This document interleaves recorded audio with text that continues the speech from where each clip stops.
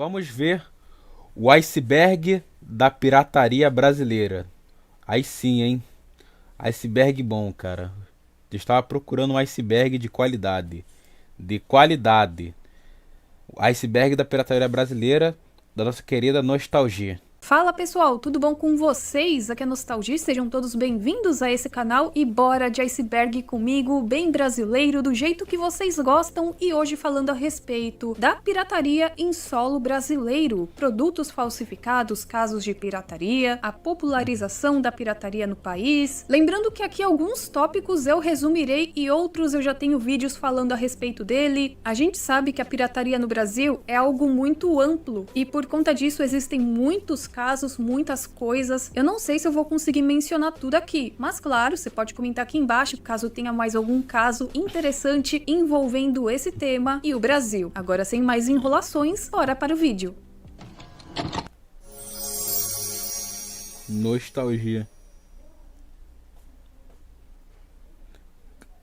A Rua 25 de Março é uma via localizada no centro de São Paulo, no bairro do Mercado, e é considerada o maior centro comercial da América Latina, sendo um dos mais movimentados polos de comércio varejista e atacadista da cidade. E todos nós sabemos que ela é marcada pela forte presença de imigrantes, principalmente os sírios, os libaneses e os chineses. A rua tem uma grande relevância econômica e movimenta bilhões e bilhões de reais todo ano, e conta com mais de 4.800 estabelecimentos. E eu nem tô contando aqui com os camelôs, né? Lá por volta da década de 50 e 60, o Brasil recebeu um número significativo de chineses em seu país, que ficaram principalmente na cidade de São Paulo. Por isso mesmo, né, que essas regiões, bairro da Liberdade, eles têm uma forte presença. E é claro que a 25 de Março ganhou a fama de ter os produtos made in China. Para quem já foi na 25 de Março, sabe como é. Várias lojinhas comandadas por chineses que contêm de tudo. E eles são notáveis pelos produtos eletrônicos em geral, entre vários outros. Brinquedos, roupas, calçados, tem de tudo, pra falar a verdade, né? É claro que nem todos os produtos chineses são piratas, são falsificados. Muitas vezes eles são produzidos por uma empresa, tudo certinho, mas ainda assim... Me falaram até que foi um feito de fábrica, né? Onde chinês é escravizado lá.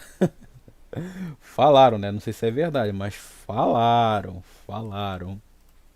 Sabemos que existem casos, e muitos casos, de produtos falsificados. Vocês lembram lá nos anos 2000, quando a justiça entrou no Shopping 25 de Março e fez uma apreensão grande? Eles são suspeitos de vender mercadoria falsificada e contrabandeada. No total, 400 estrangeiros foram fiscalizados. Quem estiver ilegal pode ser expulso do país. Mas além disso, a região também é conhecida pelo grande número de camelôs, com as suas barraquinhas, vendendo inúmeros produtos, e por conta disso tudo... ela é frequentemente associada à venda de mercadorias ilegais. Teve uma outra vez que, em 2018, apreenderam cerca de 30 mil bonés falsificados e contrabandeados, além de 60 mil bolsas clandestinas e falsificadas. Tudo quanto é coisa que é falsificada que você encontra na 25 de março, mas você também encontra em outros lugares, como a Santa Ifigênia. E vocês sabiam que o governo dos Estados Unidos incluiu a 25 de março entre os principais mercados de pirataria e produtos falsificados do mundo? Olha só a nossa fama. Olha só o que a gente consegue, né? E sem zoeira, o escritório de representação comercial dos... O que eu ia falar mesmo? Ah, lembrei. Aqui é Brasil, cara. Só que é engraçado. Tem uns cara que se paga de Zé Droguinha que fica ostentando roupa da marca,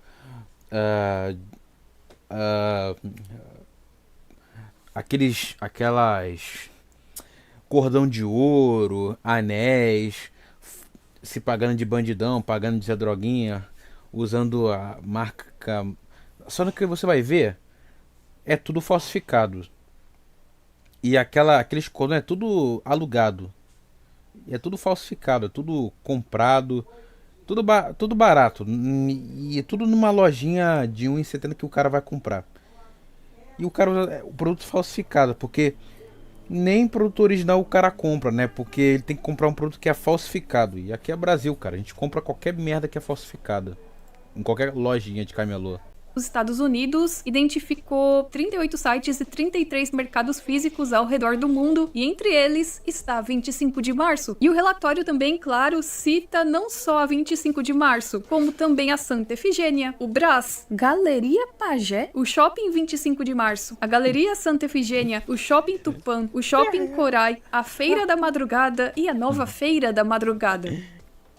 As lojas de R$1,99 começaram a ganhar popularidade na década de 90 após o Plano Real, e alguns veem isso como uma consequência do aumento de poder aquisitivo das classes de baixa renda após os problemas com a hiperinflação lá na década de 80 e início da década de 90. E a princípio, elas tinham aquele slogan que tudo custava R$1,99 e você encontrava de tudo nessas lojas. Fora que você sempre vê alguma coisa que dá uma nostalgia na gente, né? Como, por exemplo, aqueles jarrinhos de abacaxi, mini joguinhos, mola maluca, Uno pirateado. Conforme os anos passaram, essa... Aquela mola maluca... Minha irmã sempre comprava, né? Tinha em qualquer aniversário, festa junina, os caras usavam isso.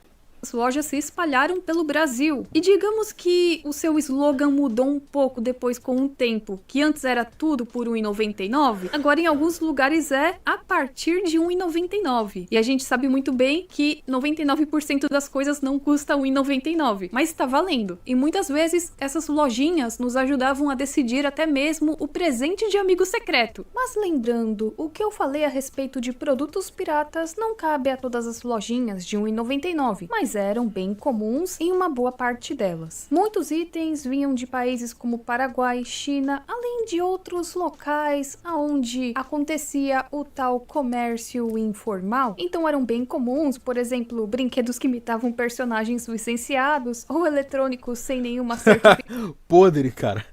Pô, aqui no bairro que eu moro, o que tem de pirataria que eu já comprei, não é pouco, não, é muito. O brinquedo que eu já comprei aqui. Da Anatel. Devido a isso, parte da imagem dessas... Cara, eu já comprei um Hulk com tanguinha, pra quem não sabe. E é um Hulk com aquela tanguinha... com aquela tanguinha marrom, cara. E tu nem... E pra saber o nível da qualidade daquela merda. Outro também, vinha um Homem-Aranha com arma também. Com arma, essas coisas assim, com machado e tal.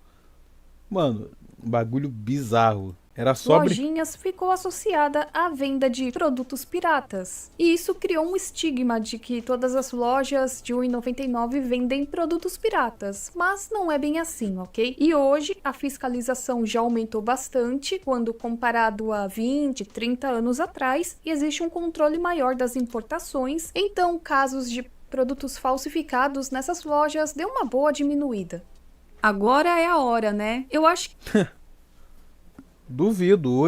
Até hoje, nego compra, sei lá, bonequinho do Minecraft falsificado, bonequinho do Sonic. Até aquele Homem-Aranha com bazuca, com arma, os caras compravam. Mano,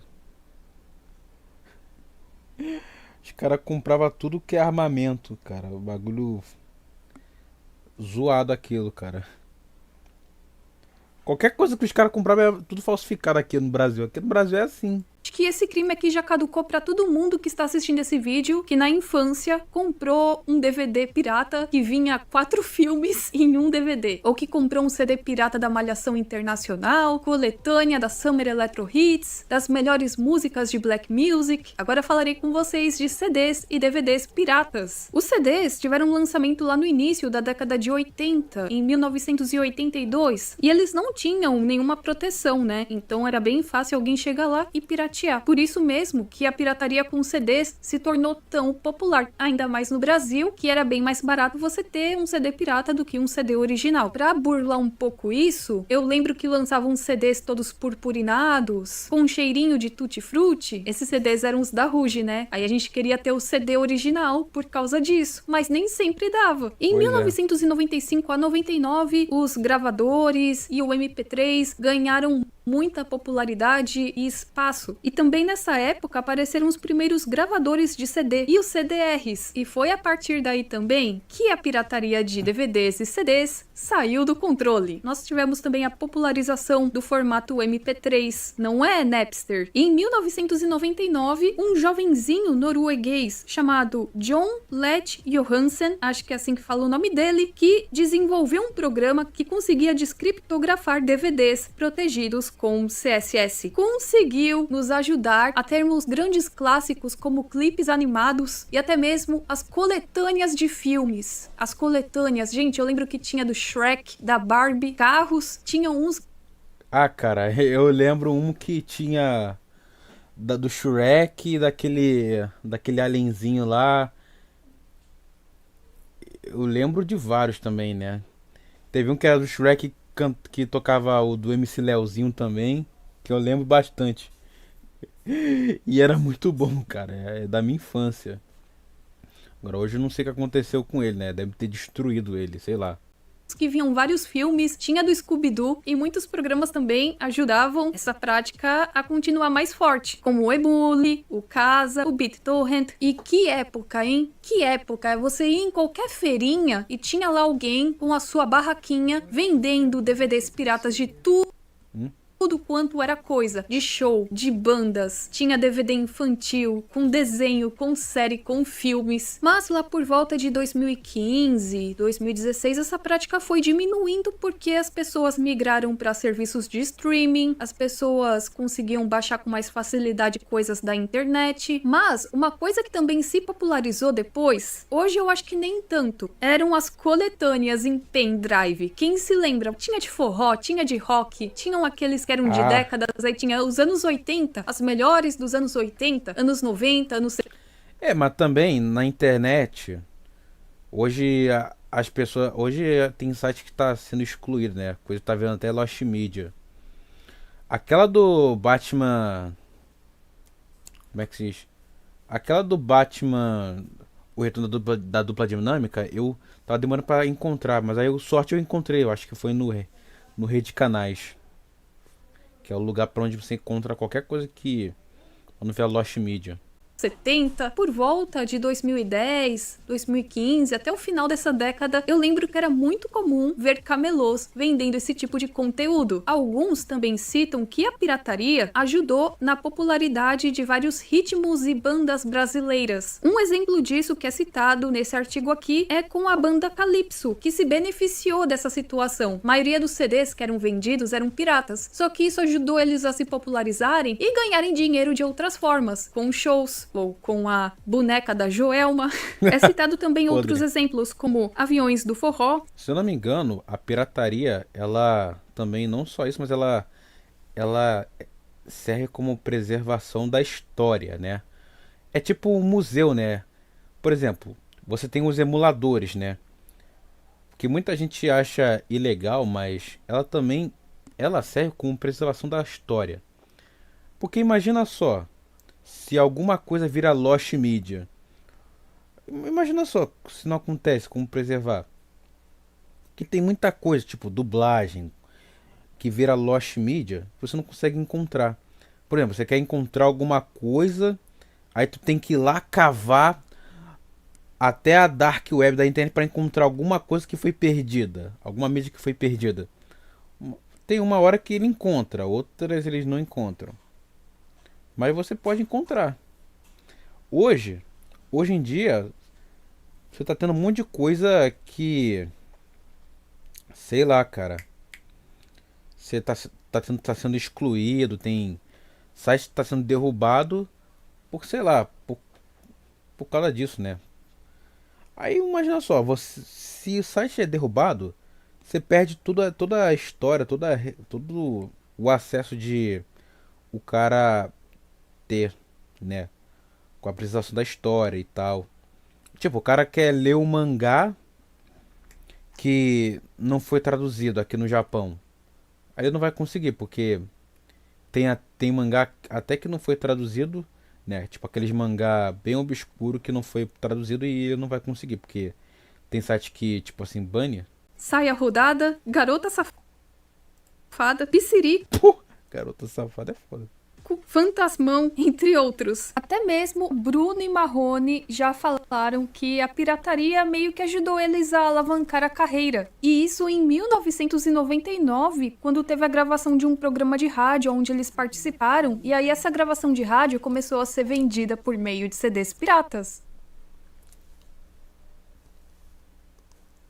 Ok, aqui nós temos que dividir em duas partes. A primeira é dedicada aos consoles piratas oriundos da China e outros países que marcaram a presença no Brasil, como por exemplo o clássico Polystation, aquele que enganava as vovós ingênuas pensando que estavam comprando um videogame de última geração para os seus netos, e pensar que Polystation recebeu mais de uma versão. Se bobear, deve existir até os dias de hoje. Polystation não foi o único. Existiram várias outras cópias e existem ainda que são falsificadas e que contêm os mesmos joguinhos de Nintendinho. E com certeza você já deve ter visto em alguma lojinha ou em alguma feirinha alguém vendendo esses cartuchos coloridos. Eu achava muito legal esses cartuchos e eu queria muito ter, mas como na época eu já tinha um Master System usado, isso nos anos 2000, aí eu escutava nós já temos um videogame em casa.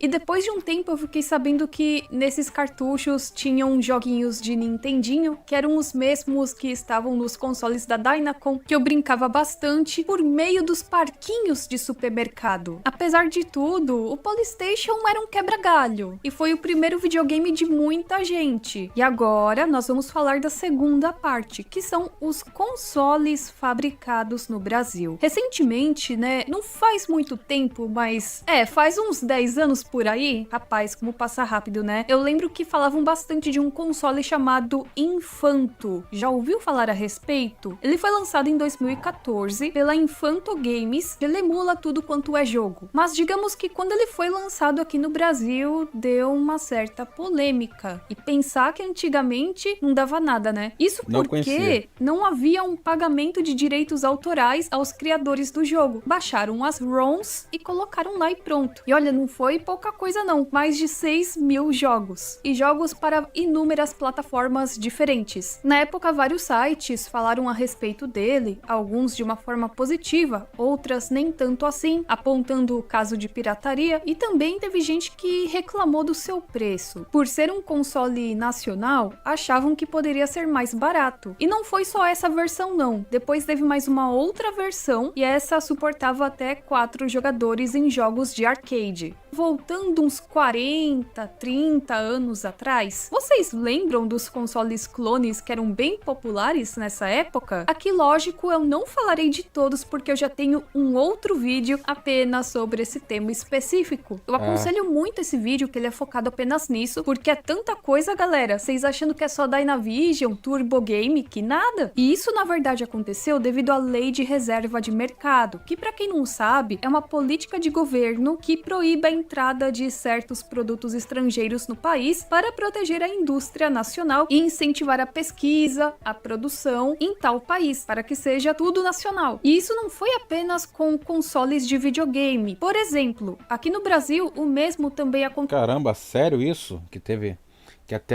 tem isso? Caramba. E até hoje tem, né?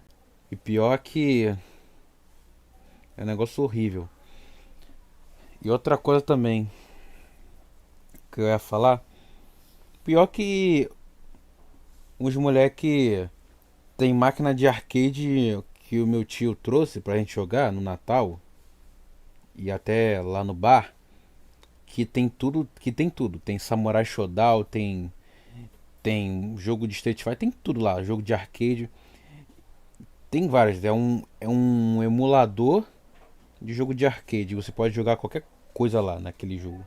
Aconteceu com os computadores da época. Só que, por conta dessa política, as coisas ficaram meio limitadas. E isso fez com que a pirataria fosse uma das alternativas. Então, muitas empresas brasileiras copiavam, na cara dura, várias outras empresas estrangeiras. E de acordo com o Emanuel Ferreira, que é um mestre e doutor em comunicação e cultura pela Escola de Comunicação da UFRJ, ele acredita que, sim, isso se encaixa em pirataria. Até porque eles clonavam os sistemas e não pagavam nenhum tipo de direito autoral. Ou seja, todos aqueles clones de Nintendinho não pagaram um centavo pra Nintendo. Aí vocês começam a perceber por que hoje a Nintendo tem tanta raiva. Hoje a Nintendo, qualquer coisinha já mete um processo. Mas não foi só com a Nintendo, foi com a Atari, com a Apple, entre outras marcas. Só o Dynavision foram inúmeras edições diferentes com os mesmos jogos. O negócio era até brinde em programa de TV, teve até uma edição do Bom Dia e Companhia. E se eu falei dos consoles, agora é hora de falar dos jogos. Ou a gente comprava a versão Piratex, ou sempre tinha o amigo, o vizinho. Pô, meu pai comprava era DVD pirata de PS2, cara. Eu comprava muito isso quando eu era criança. Eu comprava de Street Fighter, GTA. Meu pai comprou um do GTA Sonic pra mim, cara. O bagulho bizarro que eu recebi. Aquele era zoado. E olha que eu nem sabia como é que era jogar direito aquilo, cara. Aquela merda direita. E olha que bagulho era zoado. Eu comprei tudo que era de pirata. Eu comprei do Homem de Ferro. Comprei o jogo do Homem de Ferro. Comprei. E também, não só isso, mas eu também baixava jogo pirata também, né? Num CDzinho também. Baixava jogo pirata num site chamado Pirates Bay, cara. Eu lembro até hoje disso. Baixava jogo pirata. Teve uns que funcionavam, outros não, cara. Também teve horas que a tela ficava preto e branco, né? E eu jogava mesmo assim, né? Jogava mesmo assim, porque meu pai até falou que tem que baixar a versão japonesa do que a versão americana. Porque senão a tela fica preto e branco. Ele até me explicou sobre isso. O primo quebrador de códigos que conseguia gravar os jogos pra nós. Essa época ficou marcada pra sempre. Tudo tá muito digital. É claro que a pirataria existe, mas a pirataria como era Eu usava o torrent pra gravar os jogos no CD.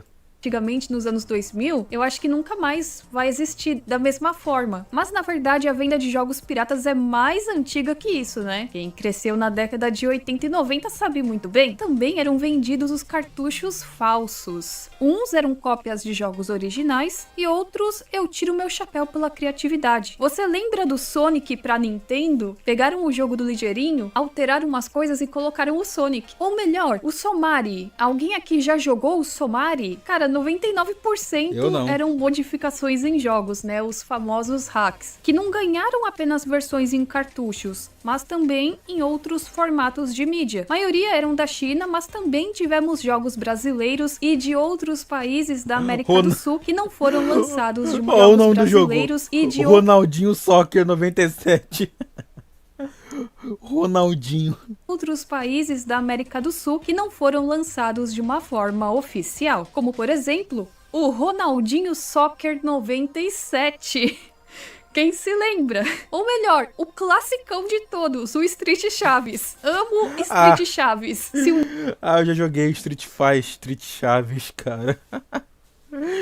Eu joguei isso na minha infância, cara. Muito engraçado. Um dia eu fizer uma live jogando alguma coisa, se um dia isso acontecer, eu vou jogar Street Chaves. Futebol brasileiro, aqui eu não citarei todos, porque assim, é um monte de coisa que tem, né? Tem Bomba Pet também, tem várias modificações de GTA. Vocês lembram de uma que era do Tropa de Elite? Tiveram 1001 jogos lançados dessa forma, mas se você se lembra de mais algum, é só comentar aqui, ok? É que é muita coisa mesmo. E como os videogames sempre foram e ainda são muito caros no Brasil, PlayStation 5, o que eu diga, a maioria nem se importava tanto com isso. Muita gente comprava a versão pirata porque não tinha como comprar a versão original. Chegando nos anos 2000, já sabemos quem... eu tinha esse na minha infância, esse super coleção de 7.784 jogos. Eu tinha isso na minha infância, cara. Foi o campeão no quesito pirataria, não é? Eu nem preciso falar nada. Vou deixar que a turminha do Bom Dia e Companhia fale pra vocês. No Brasil, podemos dizer que o PlayStation 2 chegou lá por volta de 2002, mas vocês sabiam que o seu lançamento oficial foi apenas no dia 15 de outubro de 2009? Aí vocês devem estar pensando, uai, como é que tinha antes? Só foi lançado em 2009. Pera aí que eu vou explicar pra vocês. Na verdade, não é que teve um lançamento oficial. O que aconteceu foi que o Conselho de Administração da Superintendência da Zona Franca de Manaus aprovou a fabricação do PlayStation 2 nas instalações da Sony no Polo Industrial de Manaus. Isso no final de 2008 para chegarem aos mercados em 2009. Ou seja, os consoles que chegavam no Brasil... Ou seja, só tivemos PlayStation em 2008 e barra 2009. Chegavam de outros países. E como importação no Brasil é algo muito caro, sempre foi e agora parece que está pior, dá raiva, dá muita raiva. Como a importação era muito cara devido às taxas alfandegárias e taxa de frete, a maioria dos consoles, eu acho que 90% dos PlayStations que entraram aqui no Brasil eram por contrabando. Por isso que eles já vinham desbloqueados. Você entrava numa loja e você via lá PlayStation 2 desbloqueado, e isso chamava atenção. Por quê? Porque você não precisaria comprar o jogo original, que também era caro, e ainda é caro. Você podia comprar 3 joguinhos por R$10. O problema era quando você comprava um jogo e aparecia essa tela aqui. Ah, cara, eu lembro. Isso aqui do PlayStation é horrível, cara. Quando eu tento colocar um jogo, sempre dava nisso, cara. Era horrível, cara. Era insuportável. Tinha o PlayStation 2 original? Tinha. Tinham locais que vendiam o PlayStation 2 original. Claro que era bem mais caro. Então a maioria comprou a versão que vinha por... Peraí. Então eu comprei um PlayStation falsificado? O meu não era original, o meu era... Esse tempo todo era falsificado? Por meio de contrabando. Por se tratar de um vídeo de iceberg, eu tenho que resumir um pouco aqui as informações. Mas caso você queira comentar alguma coisa para poder complementar esse vídeo, pode comentar aqui embaixo, tá? Talvez alguém da geração Z tenha essa dúvida. Existia pirataria na época do vinil e do cassete? Sabe, na época que não tinha MP3, internet, CD, DVD? Sim, existia.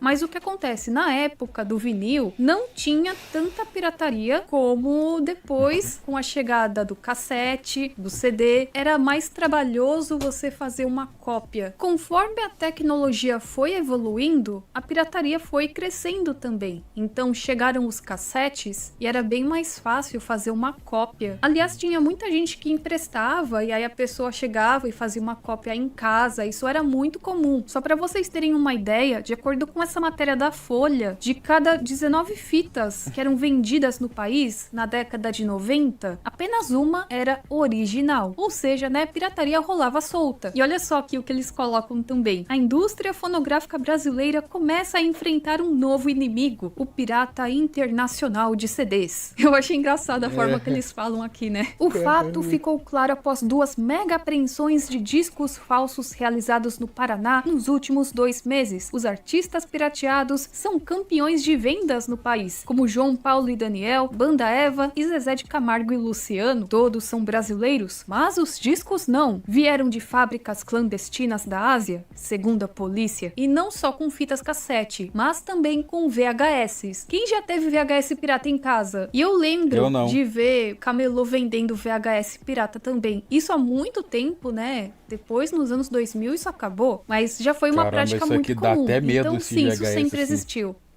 O IPTV, ou TV-IP, é um método de transmissão de sinais televisivos através de redes IP. Atualmente, ele foi implantado em várias redes de telecomunicações, isso não só no Brasil, mas em vários outros países. E existe a forma oficial de você ter um em casa, certo? E isso também depende do plano que você assinou, e aí você vai ter acesso a tantos canais, isso depende, né, de operadora para operadora. Mas nós sabemos que aqui no Brasil se popularizou também também os serviços Piratex de PTV, que distribuem sinais de TV paga sem nenhuma autorização. Então você consegue vários pacotes de canais, inclusive aqueles que são pay-per-view, de uma forma bem mais em conta. Mas também dizem que esse método traz riscos de segurança. E já deu muito problema no Brasil, a Anatel tá atrás também, já teve gente que foi presa, mas apesar de tudo, ainda é algo muito popular no Brasil e ainda tem muita gente vendendo esses serviços que são considerados ilegais, mas que muita gente acaba comprando por conta do preço.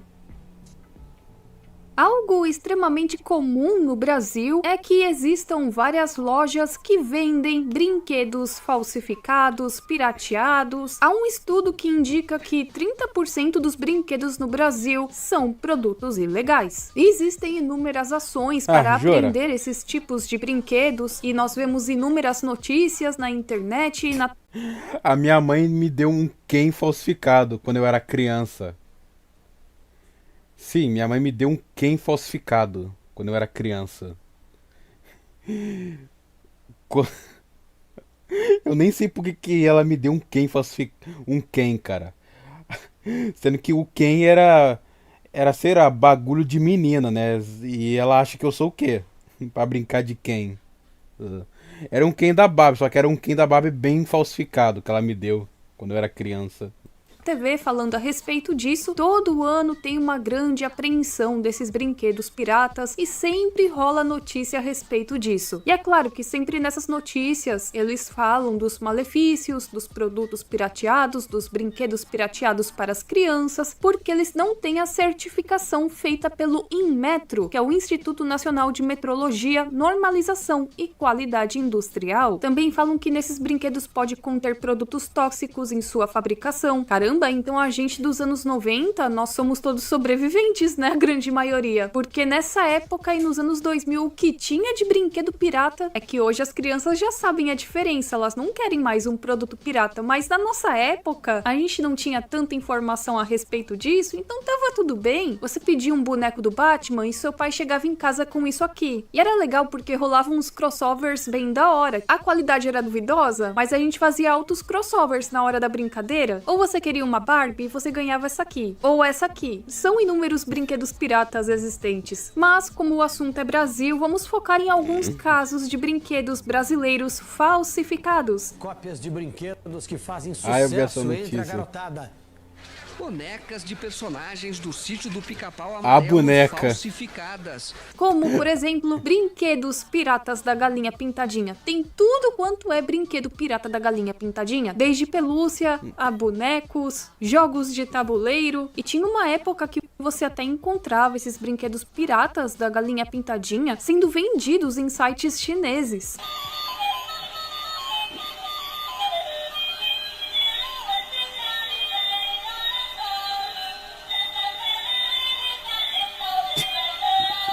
Podre.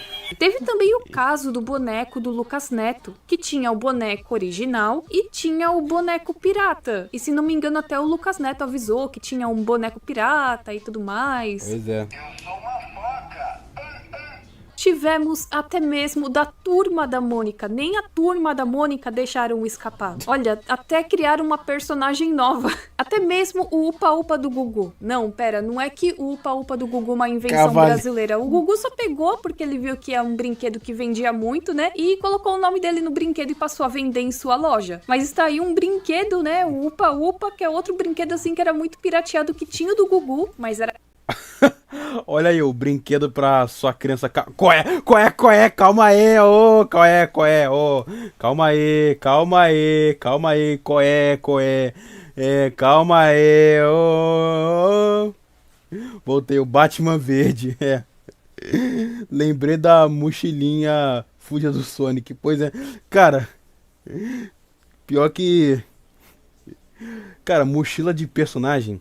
Tem uns moleque que vem com uma mochila de um Ben 10 todo zoado, que é loiro. Tem um Capitão América todo zoado. Sei lá, os caras vendem mochila do Capitão América, só que bem pirateada. Não. Eu comprei um boneco. Eu lembro de ter comprado um boneco do Homem-Aranha. Só que não era um Homem-Aranha. O nome era Traitor. Eu até lembro do nome, era Traitor. É o nome do cara. Era um boneco de um cara, só que era o mesmo boneco.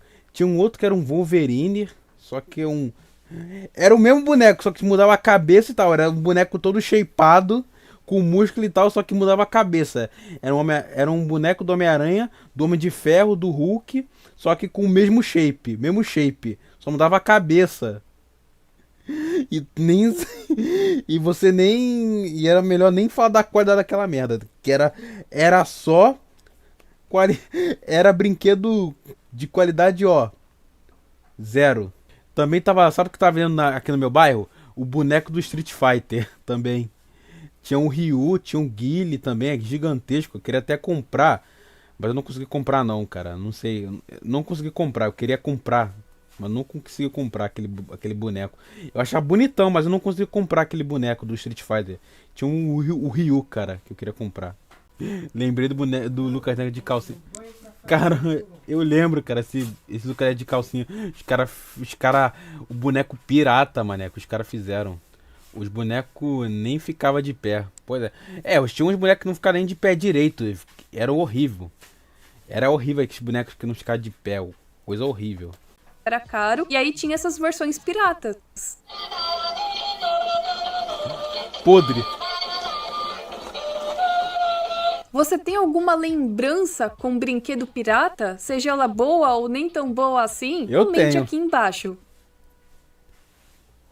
Isso aqui se encaixaria em um momento bizarro do SBT? Sim, com toda certeza. Mas eu abordarei aqui, porque é nada mais, nada menos do que Ratinho, Senhor Rato, ensinando no programa dele a como piratear um CD. Apenas isso. Pô, fazer isso na televisão, ensinando a piratear na televisão, aí é foda, cara. Tutorial de como piratear. Você vai ver na televisão. Em alguns minutos do programa, ensinando você a piratear. E fizeram isso na cara dura, sem se preocupar se daria ruim pro SBT, se teria que pagar processo. Um dos momentos mais puro suco do Brasil da televisão brasileira. Agora, tem equipamento que faz até quantos CDs de uma vez só? 150 por dia. Por dia? Num equipamento só, né? Num equipamento Quer dizer, se só. o cara montar 10 equipamentos, ele faz 1.500 discos por dia. Pirataria liberada. Deixa eu ver. Pirataria Games. 1.500 por dia, então são 5 contos, custa 5 contos cada um, não é isso? Mas o camelô tem que ter lucro também, então ele ganha 2. Mas se ele ganha 2, eu ganho 3. Se eu não tem que pagar imposto, dá 3.500. Comprar um CD. CD Right, chama esse aparelhinho aqui. CD Lite. Right. A compra de produtos no Paraguai, ainda mais em cidades fronteiriças, é um fenômeno bastante comum entre os brasileiros e também povos sul-americanos. Isso porque no Paraguai existe uma grande variedade de mercadorias bem mais em conta, né? Quando comparado, por exemplo, com o Brasil. Por isso mesmo que muita gente só viaja pra lá pra comprar várias coisas, bugigangas, eletrônicos, roupas, calçados e depois volta pra casa. Porque sai mais em conta, às vezes, você viajar para o Paraguai, fazer as compras do que você comprar em solo brasileiro. O Paraguai também ganhou aquela fama de vender produtos falsificados, pirateados, de procedência duvidosa. E você já se perguntou por que os produtos no Paraguai são mais baratos? Isso acontece primeiramente devido à carga tributária do país, que é menor quando comparado com o Brasil. Sendo assim, os produtos importados ficam mais em conta. Além disso, algumas regiões funcionam como zonas francas. Assim, a importação e a revenda de produtos acontece de uma forma menos burocrática, com menos impostos. E também muitas lojas compram diretamente dos distribuidores. E aí não tem também muita burocracia para isso. Tudo isso ajuda para que os preços fiquem bem melhores. E tem lugar no Paraguai que foi feito só para isso, só para atender turista e para vender produto para turista. Mas agora voltando para o assunto pirataria, sim, no Paraguai, além de você encontrar produtos originais, você também encontra muitos produtos piratas. Alguns locais não contam com muita fiscalização, o que facilita a venda desses produtos. E aí o que acontece? Muita gente acaba comprando, tá tão barato que eu vou comprar, né? Às vezes até sabe que é um produto pirata, só que tá tão baratinho, a pessoa pensa, eu vou comprar, se der ruim, não tem problema. Mas se der certo, levei vantagem. E tem algumas pessoas também que não se importam do produto ser original ou ser pirata. E isso não acontece só com os eletrônicos, mas com roupas, calçados, cosméticos, bolsas, brinquedos. E ainda tem muita gente que associa o Paraguai a apenas produtos piratas. Mas não é bem assim, galera. Você encontra esse tipo de produto, mas você também encontra produtos originais por um preço bem bacana. A União Brasileira de Vídeo, mais conhecida como a UBV, que agora se chama União Brasileira de Vídeo e Games, foi uma associação criada lá na década de 80 e a princípio ela distribuía fitas VHS no Brasil e representava as produtoras de filme mais populares da época. Isso quando a gente pega os anos 80, anos 90, né? Vocês se lembram da Abril Vídeo? A Abril Vídeo era associada à UBV. Por isso mesmo que às vezes quando a gente comprava um VHS da Disney, antes do filme começar, tinha o trailer com os desenhos, com os filmes, e tinha aquela parte onde aparecia o videozinho da UBV. A UBV, União Brasileira de Vídeo e seus associados, irão revelar a sua mais nova arma contra a pirataria. Alguns tinham medo, ele tinha uma pegada meio pesada, né? Ela tinha aquela narração mais séria, ficava falando que pirataria era crime. Aí a gente era criança, a gente ficava, meu Deus, né? Vamos para a cadeia. Se você estiver assistindo este filme em fita de cor diferente, ou tiver qualquer dúvida quanto às associadas à UBV, ligue para 0800 11 39 41. Você pode estar sendo lesado.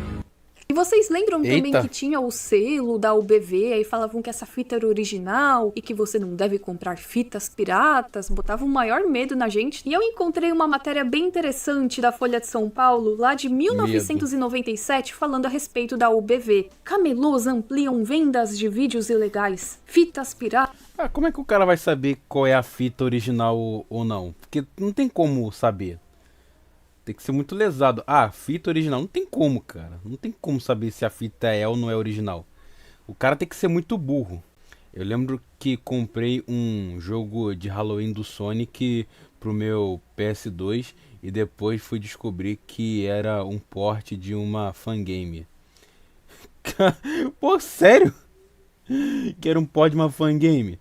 Lembrei que o comercial antipirataria dos caras invadindo a casa da mina. Caramba. É. Teve um outro que eu vi, acho que é do Orochinho, onde tava reagindo que era sobre bagulho antipirataria e era, sei lá, era bagulho envolvendo tráfico, envolvendo contrabando de armas e tal, que era um bagulho meio nada a ver, tipo, pirataria igual a tráfico e contrabando de armas, bagulho meio bizarro aquilo.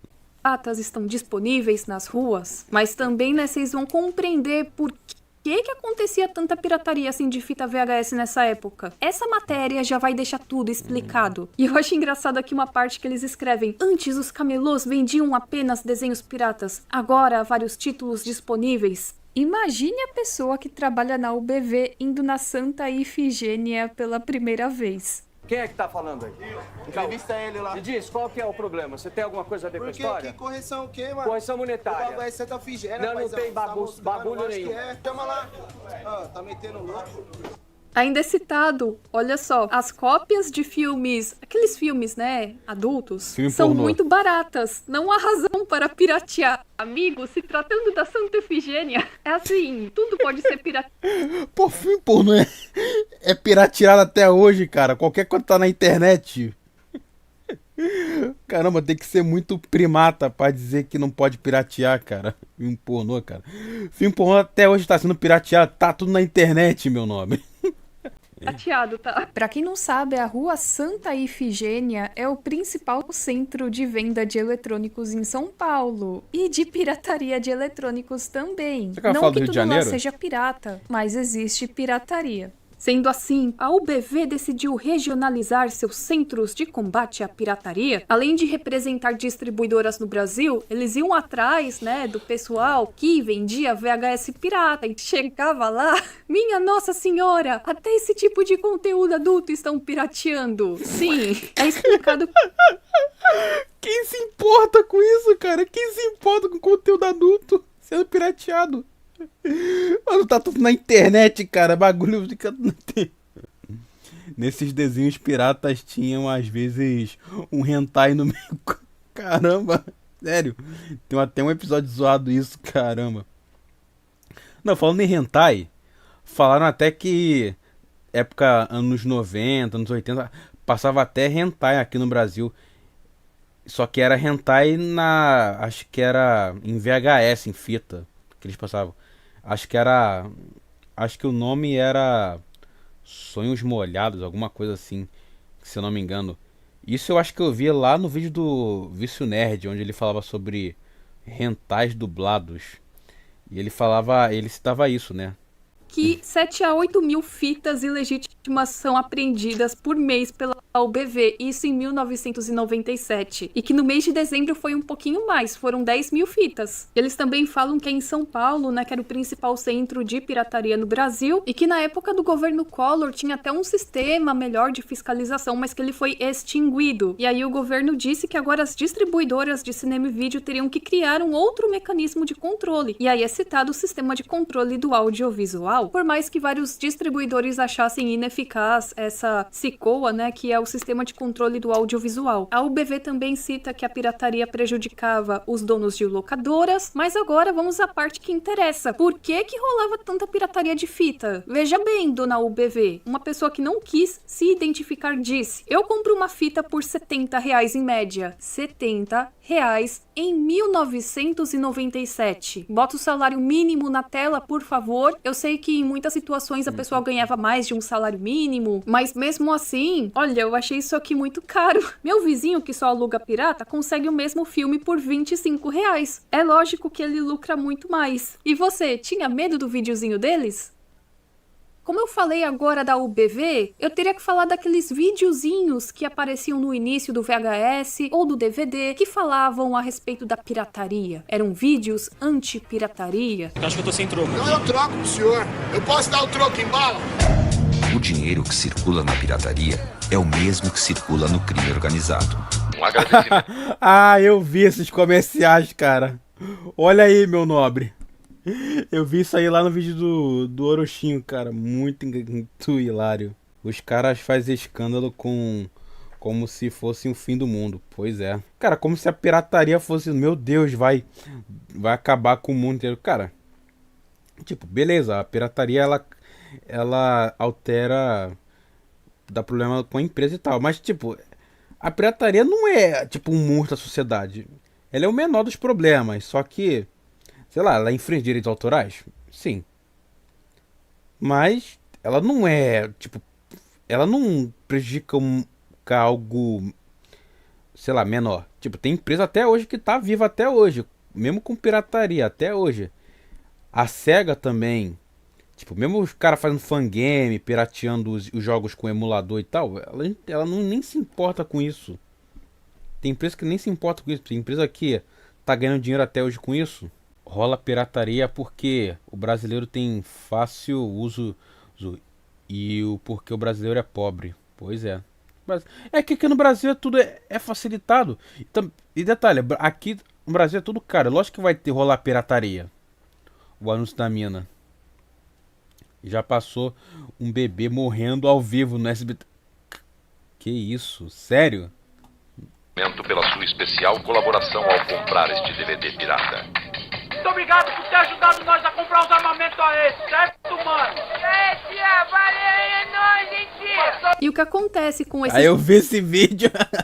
videozinhos. Eu sei que você tá querendo rir, mas segura o riso.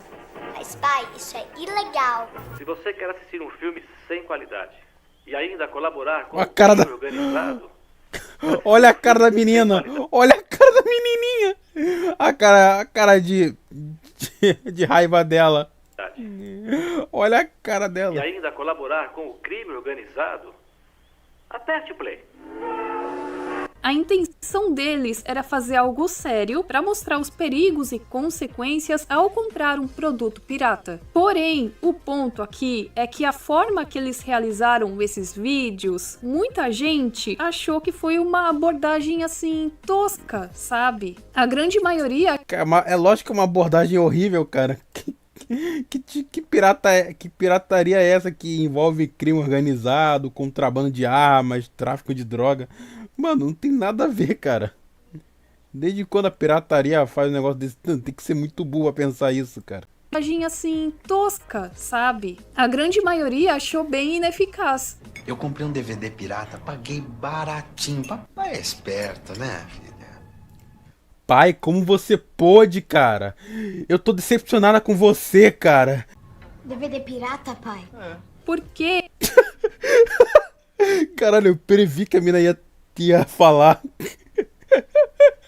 Eu sinto que assim, tá, eles falam que a pirataria é ruim e tudo mais, as consequências, mas não esclareceram de fato o problema da pirataria no Brasil, e assim, de uma forma que não fique tão abobalhada, ou talvez mostrar como conseguir um produto original com um preço mais justo. A realidade da pirataria no Brasil é diferente da realidade da pirataria nos Estados Unidos, onde as pessoas têm um poder de compra maior e podem comprar com mais facilidade um produto original. A situação da pirataria no Brasil é complicada. E nessa época era bem mais complicado. Veja bem, hoje em dia existem serviços de streaming, alguns até são gratuitos, tem YouTube, existem descontos em algumas assinaturas se você é estudante, né? E praticamente o que aconteceu? O povo brasileiro não levou muito a sério esses comerciais. A situação da pirataria no Lógico, por que vai levar isso a sério, cara? É tão forçado isso que ficou... Eles queriam chocar, mas ficou um bagulho muito tosco, cara. Ficou parecendo que... Olha só o que a pirataria faz. Ela envolve crime organizado, contrabando, assassinato e não sei o que. Mano, desde quando a pirataria envolve esse tipo de coisa, cara? É um negócio tosco, hein? Parece até uma sátira a esses anúncios anti-pirataria. Pois é, cara. Parece mesmo uma sátira bem mal... anti-pirataria, só que bem mal feita. O Brasil é algo bem mais complexo e eu acho que deveriam fazer uma abordagem que estivesse mais focada na realidade do brasileiro médio e focar em soluções, o que podemos fazer. Mas é lógico que os caras não vão falar. Porque, tipo assim, imagina só se os caras fazem uma campanha anti-pirataria, só que contando a realidade do brasileiro e tal. Falo que como o brasileiro é pobre, como tudo aqui é caro. E pior, imagina se os caras colocam, que o governo coloca imposto a rodo na nossa cola. Com certeza os caras ia tomar no rabo do direito. Iam carcar iam se fuder bonito. Por quê? Porque criticou o governo, já é um abraço. Que não pode criticar nenhum governo até hoje. Imagina hoje em dia. Se fizer isso de hoje em dia, cara, aí a justiça vai ser acionada, cara. Tipo, pode falar até que tá tudo caro, mas se citou governo no meio, abraço. Para que não tenha tanta pirataria e para o brasileiro médio, o brasileiro de baixa renda, tenha mais acesso a produtos originais, de qualidade, e nós não vemos isso nesses vídeos. No Brasil, inúmeros celulares piratas, também conhecidos como clones, são aparelhos que não seguem os padrões técnicos da Anatel, ou seja, né, de procedência duvidosa, mas com um precinho lá embaixo. Geralmente são celulares com uma qualidade mais baixa, sem certificação nenhuma, é aquele celular que tem carinha de iPhone, mas dentro é o Android, e isso existe há muito tempo. Nos anos 2000 já existiam celulares piratas no Brasil, tem um em específico que se popularizou muito lá no finalzinho dos anos 2000, início de 2010, 2011, 2012, que é o famoso e saudoso celular guitarrinha, que na verdade é um baixo, sim, é um baixo, mas na época todo mundo falava guitarrinha e ficava por isso mesmo. Ninguém falava que era o celular baixo, tem um baixo nele, não, era o celular guitarrinha. Eu já tenho um vídeo aqui no canal onde eu falo a respeito disso. Aqui estou falando de uma maneira resumida, porque é um vídeo de iceberg. Eu tenho certeza que se nessa época você você estava na escola, ensino fundamental, ensino médio, alguém ou mais pessoas na sua sala de aula, na sua escola, tinham esse celular e na hora do intervalo, meus amigos, colocavam as musiquinhas dessa época lá no último volume. Tinha até um código nesse telefone que você conseguia deixar a música mais alta ainda. A galera saía no intervalo da escola ou até no transporte público e você conseguia escutar a música da pessoa ecoar em todos os cantos possíveis. Se hoje, né, o pessoal sai com as caixinhas de som, as famosas caixinhas de som por aí, na nossa época de adolescência não tinha ainda isso. Então, o que salvava a gente eram os famosos celulares guitarrinha, que tinham inúmeras cores, aceitava cartão, tinha tudo quanto era função nele, aceitava 2 cartõezinhos de telefone, ele era acessível, ele era líder de vendas em feirinhas, dava pra assistir TV, dava pra ouvir música, assim, com qualidade, né, galera? Qualidade. Ok, a qualidade não era das melhores, né? Pra quem não pegou essa época, mas dava pro gasto. A bateria, então, meus amores, era uma belezura. Durava 2 horas e depois você tinha que deixar no carregador. Então era muito comum que as pessoas tivessem 2 ou 3 baterias iguais pro celular guitarrinha pra poder durar um dia inteiro, enquanto você escutava sua música lá no último volume, assistia TV, tirava fotos, que eles falam que era de 12 megapixels. Eu tenho minhas dúvidas. Tinha mais funções que uma TechPix e provavelmente tinha uma qualidade melhor que a TechPix por R$50. Que eu lembro que tinha lugar que vendia por R$50 esse telefone, mas o cerco está se fechando porque desde 2018 existe um projeto chamado Celular Legal da Anatel que bloqueia gradualmente esses aparelhos de procedência duvidosa. Eles também citam que esses celulares representam riscos à segurança do usuário. Vixe, então a gente usando guitarrinha foi o quê? Metade do Brasil tá lascada, já foi, né? Também é citado que esses celulares trazem riscos à economia devido à sonegação de impostos e por prejudicarem a concorrência, mas ainda assim você encontra esses aparelhos à venda no Brasil. Eu só não sei muito bem como é que é, se funciona, se não funciona exatamente, se tem algum truque pra funcionar, mas a situação é essa, né? Eu sei que hoje em dia muita gente prefere, né, dividir em várias vezes pra poder comprar um celular original, mas que tem uma qualidade melhor do que comprar esses celulares pirateados. A pirataria existia até mesmo na época que a gente ia comprar os nossos materiais escolares. E agora, momento de desabafo. Era triste quando a gente ganhava aqueles... Olha a escola da mochila. Estojos de canetinha que vinha com 24 cores. Quando a gente ia usar essas canetinhas, não durava nem 1 minuto e a tinta já estava seca. Mas além disso, algo muito marcante, né, envolvendo pirataria e materiais escolares, eram as mochilas. E eu não entendo por que faziam artes absurdas para essas mochilas. Às vezes estava até bonitinha, mas colocavam o nome errado. Faziam um monte de loucura, né? Coloca o nome de um outro personagem com um outro desenho que não tem nada a ver. E devido aos altos preços de uma mochila original no Brasil, muita gente ainda assim opta por essas mochilas, que são mais em conta, mas não são originais. A Carreta Furacão é um grupo brasileiro de entretenimento que ficou bem famoso e até virou meme por conta de suas apresentações e de suas dancinhas, que cativou o povo brasileiro, não é mesmo? Eles também são conhecidos como Trenzinho da Alegria, acompanhados por um mini trio elétrico, conhecido como Carreta. E é bem comum nós vermos personagens como o Fofão, o Ben 10, o Naruto, Homem-Aranha, Mickey Mouse, entre outros. Suas dancinhas sincronizadas ganharam os corações dos brasileiros, ganham muita atenção na internet. E pra quem não sabe, a Carreta Furacão tem origem lá de Ribeirão Preto, em São Paulo, e começou por volta dos anos 2000. Ou seja, já existia um bom tempo, mas foi quando eles começaram a fazer aquelas dancinhas que a coisa se popularizou. Mas eu falei pra vocês do Fofão, né? Vocês perceberam que o Fofão deu uma sumida? Pois é, tem uma explicação pra isso. A principal razão é... pior que hoje, quando eu passo, eu vejo até o Fofão. Até hoje eu fico vendo o Fofão lá, o Fofão K. As aparições do Fofão aqui no Rio, aqui. Eu vejo, né? E ele fica dando oi e tal. A criança lá até hoje fala do Fofão. Cara, o Fofão até hoje o nego fala. Eu tenho um trauma da Carreta Furacão.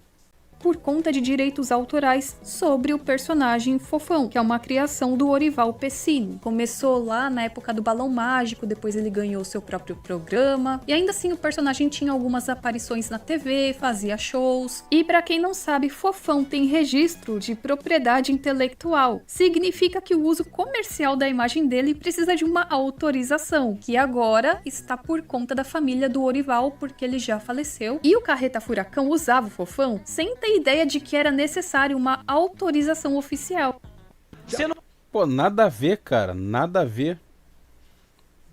Pô, precisa de autorização pra usar o Fofão? Nada a ver, cara. O cara só fez isso só pra diversão, cara. Agora, pra se divertir, precisa de autorização? Que porra é essa? É Nintendo agora? Vai dar uma de Nintendo? Não, você deixava eles, deixava. Você acha que você tá denegrindo a imagem do Fofão? Não. Claro que eu não vou gostar de um personagem meu em qualquer tipo de manifestação sem a minha autorização, mas se eles fazem, eu não posso fazer nada. Com o falecimento do Orival Pessini, os herdeiros passaram a restringir o uso da imagem dele sem uma permissão legal. A Furacão foi condenada a pagar aí uma indenização de R$70 mil por danos morais pro filho do Orival Pessini. E eles não podem mais fazer shows aí usando esse Fofão cover aí. Caramba!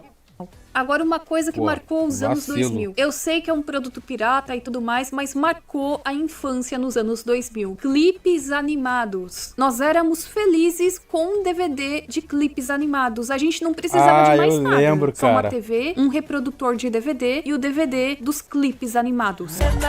Ah, cara, eu lembro disso, cara.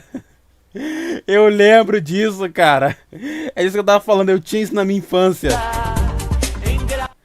Eu lembro disso, cara. Eu tinha isso na minha infância, cara.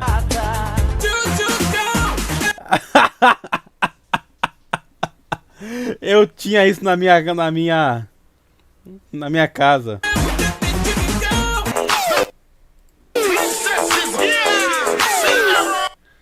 Isso aqui não vai dar direito autoral não, né? Caramba, eu lembro disso, cara. Esse CD desanimado, cara.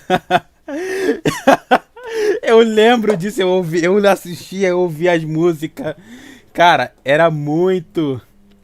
Também tinha aquele do vai me enterrar na areia? Não, não, vou atolar. Vai me enterrar na areia.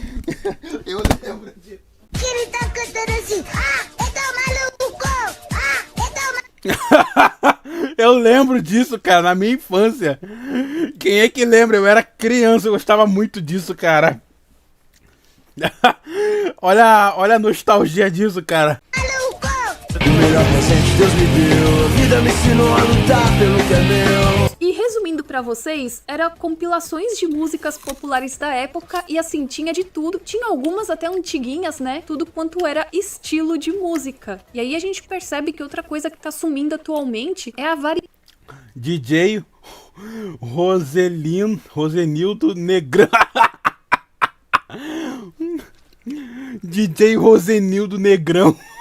Variedade de músicas que ganhavam popularidade. Eu sinto que as coisas estão ficando mais nichadas e antes não era tão assim. E sempre acompanhado da música tinha um desenho, tinha um filme e eles pegavam sempre produções daquela época dos anos 2000, por aí. E de jogos, né? Não podemos nos esquecer do Dia de Feira com Final Fantasy. Só o Brasil pra proporcionar pra gente coisas assim. E é claro, né, que esses DVDs eram... Naquela época era o AMV. Naquela época os AMV era assim, cara. Naquela época. O que era o AMV antes do YouTube?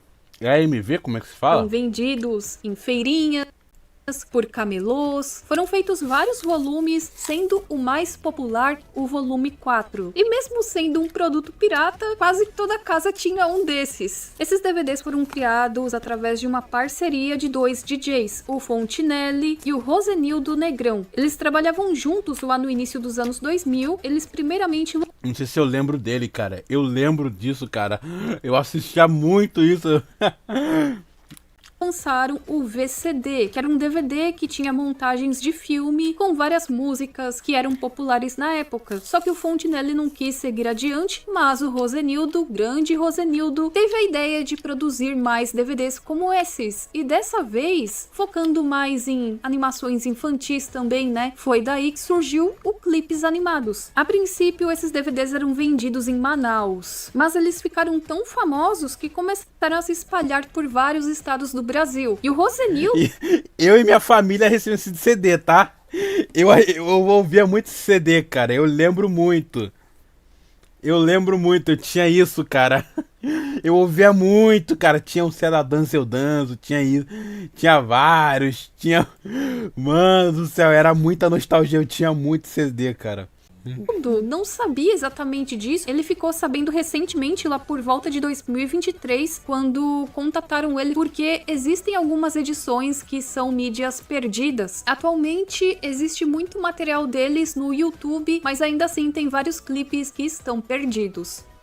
Lá por volta da década de 2000, algo se popularizou entre os fãs de anime, que antes dependiam apenas de emissoras como Rede Manchete, SBT, entre outras, para ter contato com animações japonesas. Se popularizaram vários sites onde você conseguia baixar episódios de anime, sejam eles dublados ou legendados. Muitos, inclusive, nem eram exibidos no Brasil, e essa era a única forma que você tinha acesso a eles. Seja porque eles não chegavam por aqui, ou devido ao preço de adquirir um DVD ou um VHS original com os episódios. E olha, existiram inúmeros sites ao redor do mundo. Eu lembro que tinha o Animes BR, o Meus Animes, Animes Up. Não só isso, muitos animes não eram nem dublados ou legendados. E a gente só tinha acesso a uma fan-dublagem ou a uma legenda em português devido a esses sites. E desde a época do Orkut, existiam várias comunidades onde pessoas compartilhavam esse tipo de conteúdo.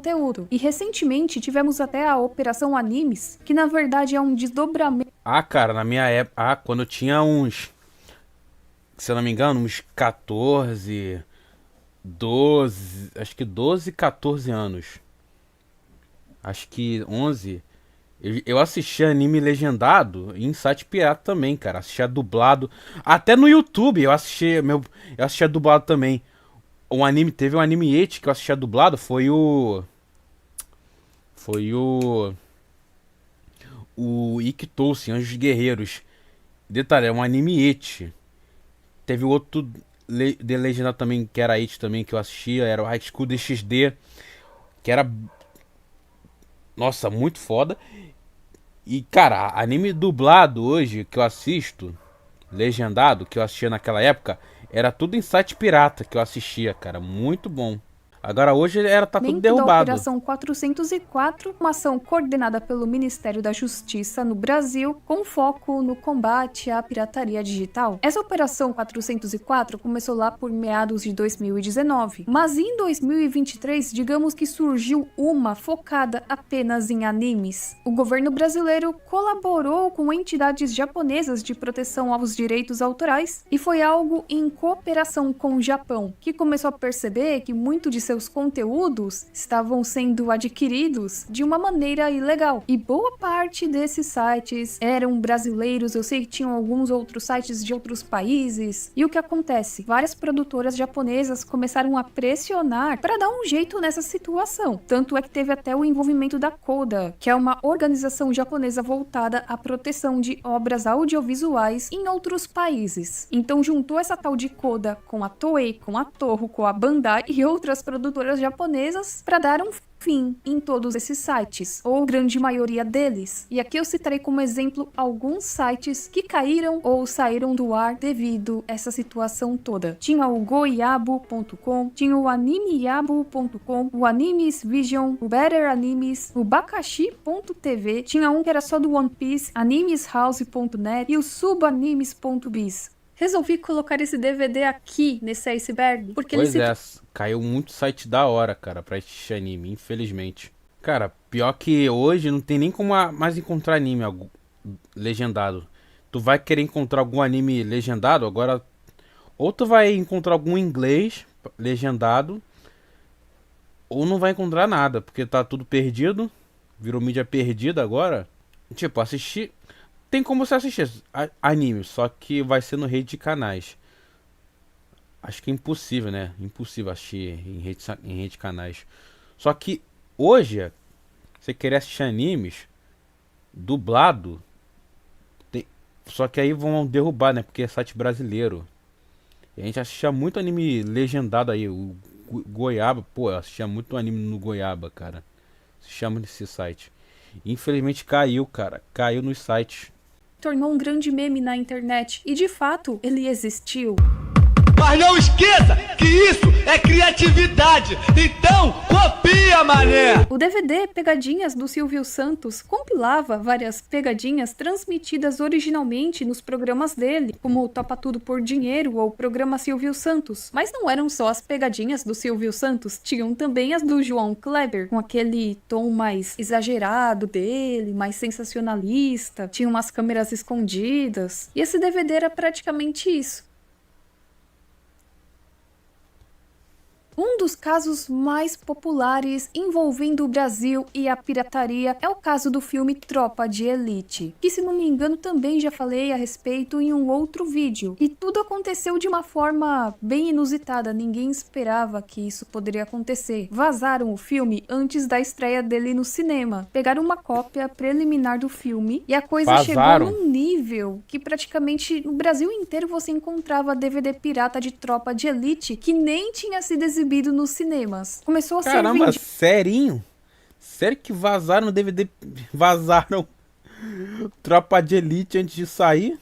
Por camelôs no Rio de Janeiro, São Paulo, Brasília, Belo Horizonte, Salvador, entre outras localidades, e até o Ministério da Justiça ficou de queixo caído. Como já eram os anos 2000, é claro que pegaram esse arquivo e colocaram para download. Inclusive dizem que no próprio YouTube você encontrava o Tropa de Elite. Existe uma estimativa de que mais de 1 milhão de cópias piratas circularam antes da estreia do filme. Tanto é que eles queriam que a estreia do filme fosse em novembro, mas acabou que foi em outubro por causa disso tudo. Houve investigações e apontaram como responsáveis 3 funcionários da empresa de legendagem Dreymark, que tinham acesso às cópias em processo de finalização do filme. O Marcelo admitiu ter feito as 3 cópias e, segundo ele, foi a pedido de um dos atores, o Alexandre Moffat, que interpretava o Capitão Carvalho. Já o ator disse que recebeu a cópia sem saber que era pirata e que guardou, e que também não divulgou para ninguém. Por fim, Marcelo Santos foi indiciado por violação de direitos autorais. No Brasil, a pena vai de 1 a 4 anos de prisão e o DVD pirata virou um dos itens mais vendidos em feiras livres e centros comerciais. E o mais doido dessas cópias eram as capas. Claro que em 2007, esse foi o item mais apreendido nas operações contra a pirataria no país. Estava em 90% das bancas brasileiras que vendiam DVDs piratas. Milhares de cópias foram recolhidas, mas eu não acho que adiantou muita coisa, porque chegou num nível que parece que todo mundo já tinha assistido o filme antes. Que loucura, não é? Algumas cópias tinham erros de edição, falhas no áudio, ou tava sem BGM. Outra coisa também que eu me lembro é que muita gente falava que certos DVDs contavam com cenas que não apareciam no filme oficial. Por isso, tinham vários rumores falando que na versão pirata você tinha cenas que não apareciam nos cinemas, mas segundo José Padilha, isso é mentira. Algo parecido também aconteceu com um dos acústicos MTV, mais precisamente o álbum acústico MTV do Legião Urbana. Antes de lançarem oficialmente, várias cópias piratas do álbum começaram a circular por vários lugares. Vários camelôs já vendiam esse CD, o que, segundo a MTV, prejudicou nas vendas. E também o caso do filme Cidade de Deus. Antes da sua estreia, várias versões piratas também começaram a circular em comunidades. E tinha cópia em VHS e em DVD. Cidade e na Deus. época isso gerou uma discussão, já que o Esse eu filme assisti. falava a respeito da realidade das comunidades. Porém, para a própria população que morava lá, não era a coisa mais fácil do mundo ter acesso a esse filme de maneiras legais, seja assistindo no cinema ou comprando um DVD ou VHS original. E a única forma que muitas pessoas de baixa renda tiveram acesso a esse filme foi por meio da pirataria. esse é mais um tema que eu também já abordei aqui no canal e que eu acho bem interessante. Emissoras com exibições piratas. Emissoras que não são piratas, mas já realizaram transmissões de desenhos e filmes ou séries de uma maneira não tão legal assim, juridicamente falando. E é claro que na sua cabeça... O Vício Nerd falou. Até o Vício Nerd falou. E engraçado que eles estavam exibindo até animes. Ah, e detalhe. Sabe o que é engraçado? A Rede Brasil, ela também faz a parceria com a Crunchyroll. Exibindo uma série e deixaram, inclusive, passar o menu do DVD da série. Em 2009, a Rede Brasil foi notificada pela Associação Antipirataria de Cinema e Música, pela Motion Picture Association, por transmitir seriados como MASH, Arquivo X, Lois e Clark, Nova York contra o Crime e A Ilha da Fantasia, sem possuir os direitos de exibição. Isso porque a Fox e a Warner, na época, tinham acordos exclusivos com outras emissoras, como o SBT, Globo, e a Rede Brasil não estava nessa negociação. Bom, a própria alegou que adquiriu os direitos por meio de contratos com empresas intermediárias, que, supostamente falando, comprou os direitos em um paraíso fiscal, Ilhas Virgens, o que gerou muitos questionamentos, não é mesmo? E em 2013 teve outro caso bem polêmico envolvendo a exibição do anime Os Cavaleiros do Zodíaco, que na época era legalmente transmitido na Band, que tinha um contrato com a Play Art. A Play Art não gostou muito disso, a Rede Brasil foi lá e, de fininho, tirou o anime da grade de programação em menos de um mês. Eu também me lembro de outras exibições, mas aí eu não me lembro agora se eram oficiais ou não, mas eu lembro de exibirem Sailor Moon, eu lembro de exibirem Ginny é um Gênio, eu tenho uma memória da Rede Brasil exibindo Pica-Pau na época em que era exibido na Record, lá por volta de 2008. E eu lembro que assim, foi algo muito curto também. Se você se lembra de algo parecido, por favor, comente aqui, porque eu tô começando a achar que isso aqui foi um delírio meu. Em 2017, teve o caso da exibição do filme Se Beber Não Case. E se você se lembra de mais alguma exibição não oficial que aconteceu nessa emissora, comente aqui, porque foram várias. Mas não foi só ela não. Tem o caso da TV Meio Norte, do Piauí, que lá por volta de 2011 foi acusada de exibir filmes, séries e desenhos baixados da internet. Sem direito nenhum. Acho que o cara pensava, agora eu vou exibir Bob Esponja e o que via na telha. Inclusive, dizem que exibiam aquele conteúdo adulto. Tinha até um nome o programa. E assim, era tudo na base da pirataria. Outra coisa também... Aposto que eles passavam hentai na TV, cara, aposto. Que exibiram foi a novela mexicana Triunfo do Amor. E na época, quem tinha os direitos de exibição dessa novela era o SBT. E também existe o caso de emissoras ilegais. Porque eu não sei se vocês sabem, mas para você ter uma emissora no Brasil, você precisa de uma autorização. Então existem algumas emissoras que simplesmente tacaram o dane-se para autorização da Anatel e exibiram vários conteúdos sem licença nenhuma. Tinha a TV Canal Aberto, localizada no Maranhão, e eles transmitiam o que queriam. Ou melhor, retransmitiam programações de outras emissoras. Em 2008 ela foi fechada pela Polícia Federal e aqui eles foram audaciosos, porque a TV Canal Aberto tinha uma grade própria de programação 24 horas por dia. Teve também o caso da Rede TV de Itumbiara, em Goiás, que também tomou uma suspensão da Anatel porque eles operavam ilegalmente. Se tem mais algum caso que eu não mencionei aqui e você gostaria de mencionar, fica à vontade. Vamos lá, vamos falar de algo que é nostálgico, mas por um outro lado era meio polêmico. Dividia muitas opiniões. Vocês... eu lembro disso, cara. Eu lembro disso.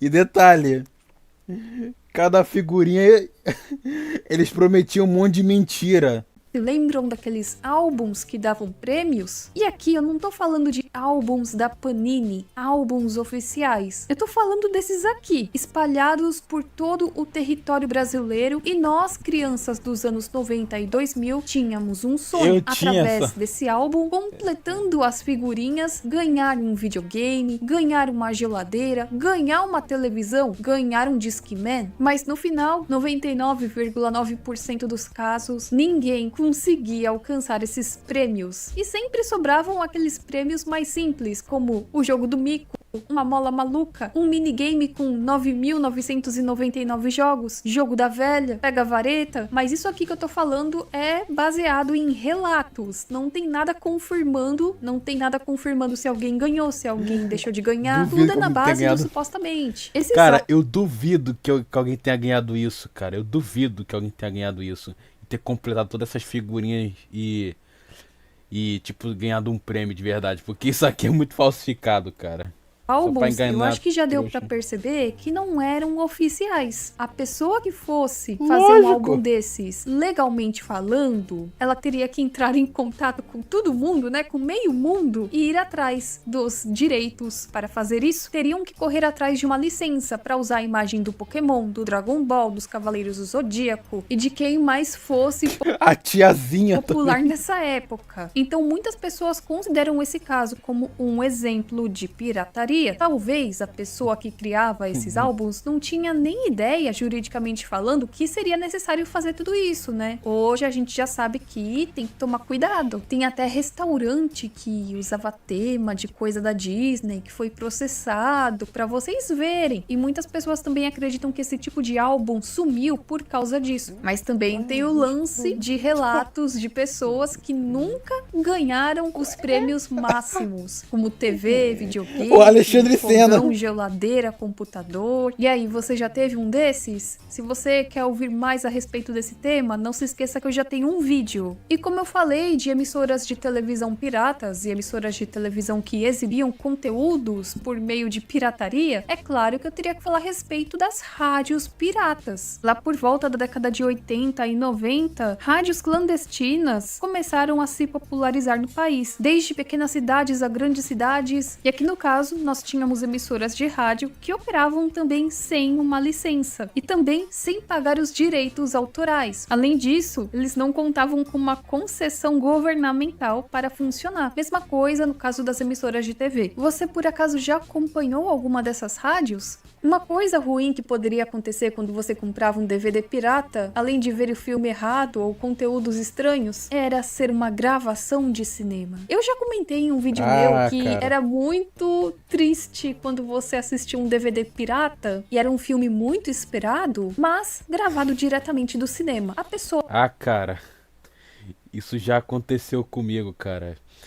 Eu recebi um filme pirata do Homem de Ferro que meu pai comprou. Aí o filme, eu acho que era o filme do Homem de Ferro, se não me engano. O filme era do Homem de Ferro, pra ter noção. Primeiro foi do Homem de Ferro, depois foi do Toy Story 3. E tem uma parte que eles estão acho que num vulcão, numa caverna, sei lá, em algum lugar. Acho que é uma lixeira, né? E aí é cortado por um final, que eles estão na caixa e tudo. Ou seja, dá pra ver que era gravado, né? Compraram um bagulho pirata gravado.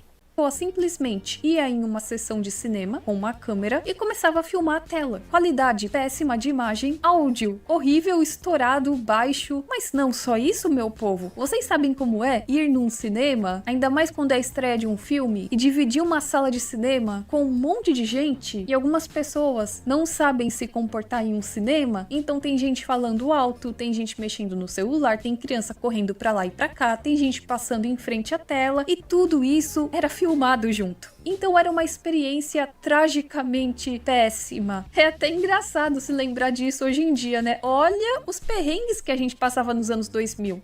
Provavelmente, quando você comprou um DVD pirata, você se deparou com essa musiquinha aqui, e não só uma vez. Sai da frente, lá vem eles, minha gente, agora... Não lembrei disso aqui não, cara. Alguém lembra disso? Não lembro. O chumbo é quente, eles têm toda razão. Essa música chamada de Chumbo Quente era uma música que geralmente vinha nos menus de DVDs piratas. Na verdade, isso aqui é um remix de uma música original de um filme chamado Chumbo Quente. É um filme antigo brasileiro e tinha essa musiquinha aqui. Alguém aqui se lembra? Sai da frente, lá vem eles, minha gente, agora o chumbo é quente, eles têm toda razão.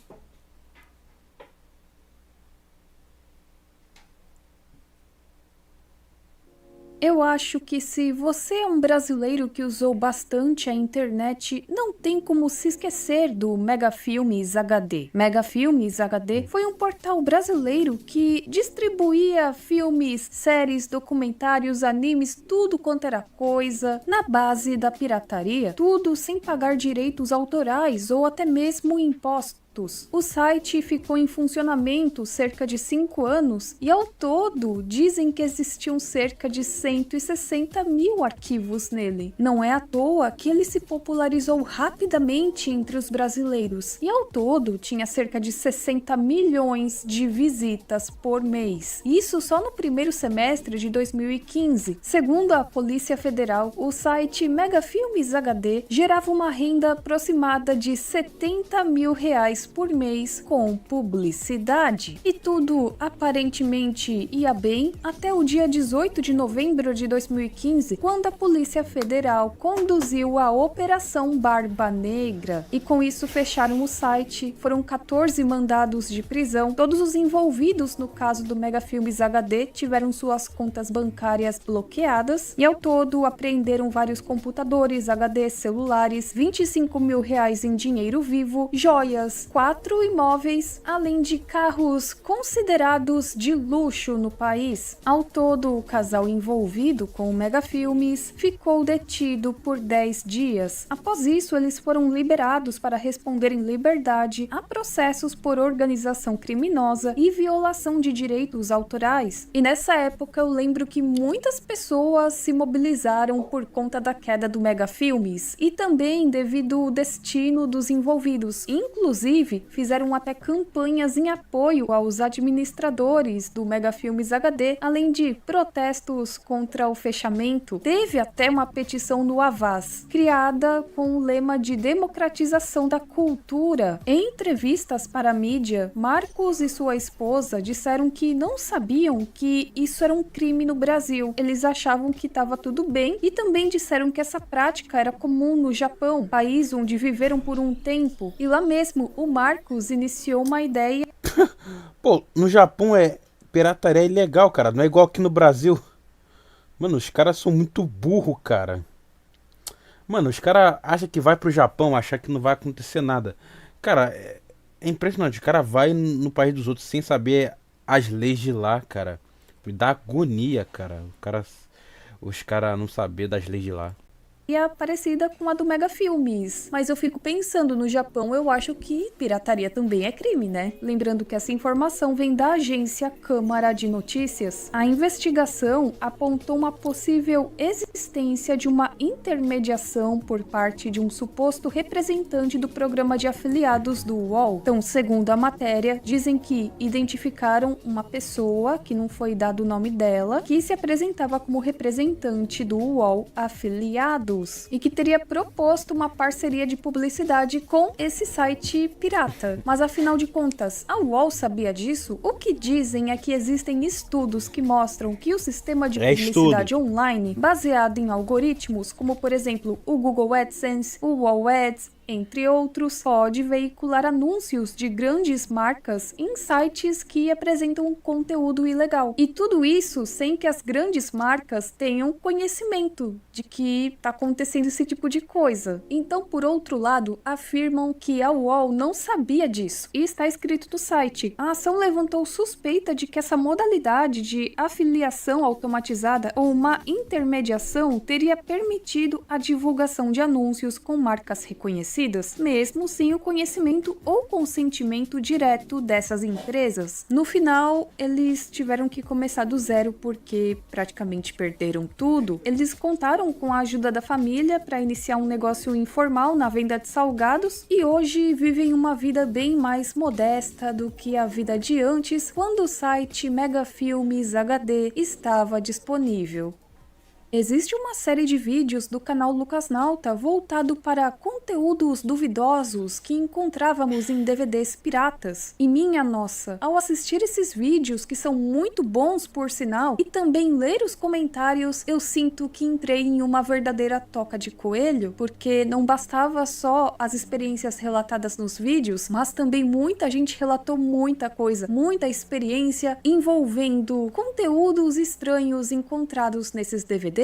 E eu nem sei se eu vou conseguir falar tudo aqui, hein? Porque é muita coisa. Começando pelos DVDs de compilados dos filmes da Era do Gelo, que vinham com um curta bem violento. Dizem que esse caso acontece mais em outros países da América Latina, mas também tem pessoas que juram que já se depararam com um DVD da Era do Gelo que vinha com esse curta. Lógico, que DVD isso? pirata. Esse curta se chama Indigen, ele é de 2001 e tem por volta de 6 minutos. Conta com esse estilo de animação 3D, com um humor bem ácido e cheio de ketchup e corpos picotados. Provavelmente colocaram isso aqui no DVD da Era do Gelo por causa desse personagem aqui, né? Não preciso nem falar que ele lembra bastante o Scratch. São cenas assim bem pesadas. Imagina uma criança toda feliz assistindo Era do Gelo, acaba a Era do Gelo, ela começa a assistir isso aqui. E esse caso aqui também, que olha, eu achei isso aqui muito estranho. Não foi apenas uma pessoa que relatou isso. A pessoa desse comentário, quando era criança, ficou sabendo de uma lenda urbana envolvendo um DVD pirata do Furacão 2000. Segundo relatos, no DVD pirata do Furacão 2000 tinha umas coisas meio estranhas escondidas nele. Nesse DVD tinha uma opção onde estava escrito extras. Quando você entrava nessa opção, vinha um vídeo de 2 bonecos brigando, depois aparecia um filme de terror e depois um vídeo mais 18. Isso era o que muitas pessoas relatavam na época. E um dia essa pessoa teve contato com esse DVD do Furacão 2000 e ela foi ver se isso era realmente verdade, porque até então ela só escutava esses relatos. Tinham 3 opções: iniciar, músicas, clipes. Quando você ia em clipes, apareciam 3 opções de clipes. Numa tinha uma música que se chamava Sexy, em outra uma música chamada Cesta de Café da Manhã e outra que era de um MC chamado Menor da Chapa. Mas também havia uma outra opção chamada fotos. Quando você clicava nas fotos, mostrava algumas fotos de eventos, acho que eventos do Furacão 2000, né? Coisas relacionadas a isso, mas já nos primeiros segundos travava. E era isso, nada demais. Lenda urbana, era o que eu achava. Um dia essa pessoa ficou curiosa para ver o que tinha no resto das fotos. Ela foi de novo, colocou o DVD e novamente travou. Até que ela teve uma brilhante ideia de apertar a opção avançar do DVD e aconteceu uma coisa muito bizarra. Segundo a pessoa que está relatando isso, a trilha sonora de funk voltou a tocar, só que distorcida. A tela ficou toda bugada e começaram a aparecer coisas bem estranhas. Apareceu um trecho de 2 segundos de um homem sentado numa mesa na cozinha, olhando para trás e a câmera focando na parede. Também apareceu cenas em loop de 3 segundos de um encerramento ou abertura de Naruto. Uma cena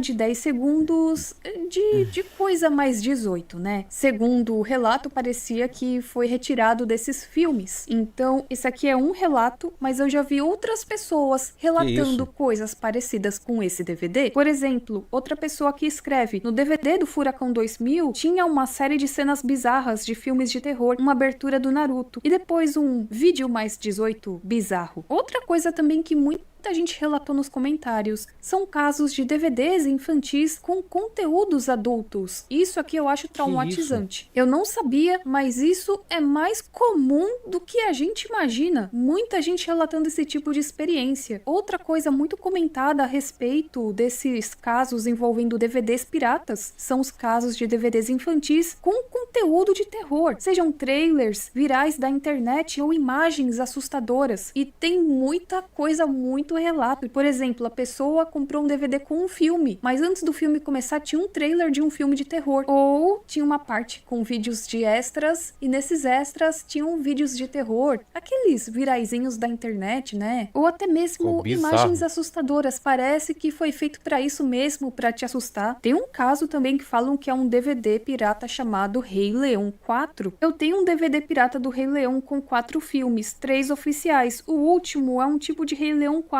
que foi feito com cenas cortadas. Vídeos curtos. Rei Leão 4. Pô, nem existe o 4 ainda. É picotado. Curtos compilados repetidamente para ser as cenas dos personagens. Aí com um leãozinho chamado Copa, filho do Simba. Nesse filme, o Copa morre e mostra imagens dele morto e cheio de ketchup, enquanto seu pai o segura, tocando uma música triste de fundo. Provavelmente algum vídeo fan-made, esses vídeos fan-made de animações da Disney tem muita coisa assim na internet. Esse caso aqui eu achei engraçadinho, porque existem relatos de um DVD pirata do Bob Esponja que vinha com o YouTube Poop BR do Bob Esponja. E agora eu me pergunto, qual YouTube Poop era? Será que era aquele do chocolate? Esse era muito bom. Outro caso que é pesado é quando em um DVD você... Deixa eu ver aqui. Contra cenas relacionadas a acidentes, pessoas que perderam a vida, mas de uma forma assim, bem chocante, sabe? DVDs onde eles tinham conteúdos assim como extras, ou até mesmo algum erro de ripagem fazia com que esses conteúdos caíssem em DVDs infantis. Tem uma edição de clipes animados que tem um vídeo que são acidentes de carro ao som da música La Bamba, e eu me pergunto, o que uma coisa tem a ver com a outra? E é isso que deixa tudo meio sinistro. Outra coisa que acontecia muito eram DVDs que vinham trocados. Até então parece algo bobo, mas e quando o DVD é trocado por DVDs de filme de terror ou de vídeos envolvendo violência pesada, ou até mesmo vídeos mais 18? E imagine isso acontecendo com você sendo criança. Pois é. Pois é, cara. Imagina só, você vai comprar um DVD de desenho infantil, aí do nada aparece um pornozão aí na tua tela. E aí, como é que tu vai explicar? Ou seja, aí tu é o otário, né? Porque a culpa não é sua, né? Você queria comprar uma coisa pro teu filho, né? Um desenho, aí do nada aparece um pornô. Por isso que eu falo, nunca compre bagulho pirata. Porque às vezes o produto pirata acaba te trollando. A gente sabe que existe pirataria relacionada a tudo no Brasil, tudo mesmo. Brinquedos, peças automotivas, até gás, minha gente. Tudo parece ser pirateável no Brasil, mas algo que... Pô, remédio. Pô, os caras até pirateiam remédio, cara. Olha a desonestidade, cara. Os caras já passaram até dos limites também, né? Agora eu tô até com medo de comprar remédio depois dessa. Pô, eu tomo remédio. Agora imagina só eu comprar remédio e descobrir que ele é pirateado. Aí acabou pra mim.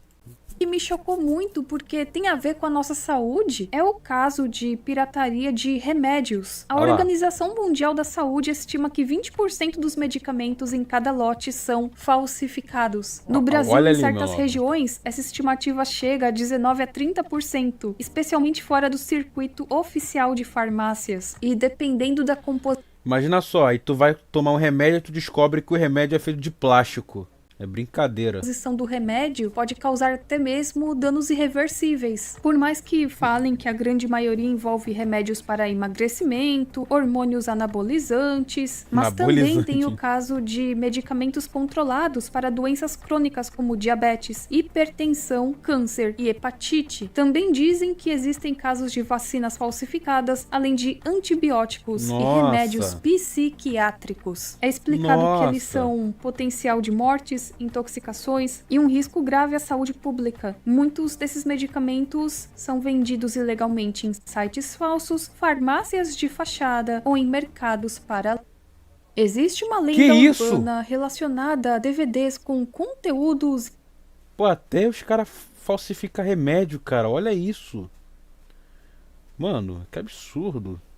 Ilegais ou violentos. Por um lado, parece que não é só uma lenda urbana, talvez alguns relatos sim, mas de fato DVDs com esse tipo de conteúdo existiram quando a gente fala desse mundo da pirataria, né? Não existem muitos fatos extensos a respeito disso, mas existem alguns exemplos e relatos. Um dos exemplos mais clássicos é o do DVD Tropa de Elite 3. Logo, quando a gente vê esse arquivo no Internet Archive, está escrito o seguinte: essa é uma produção caseira que não se esforça para esconder a violência real e outras imagens consideradas perturbadoras. Recomenda apenas descrição do espectador. Parece ser uma continuação de Tropa de Elite, mas na verdade não é. E nele existem vários vídeos curtos apresentados sem qualquer tipo de continuidade. Além disso, não foi só o Tropa de Elite 3. Segundo relatos, existiram o 4, 5... Tá pronto?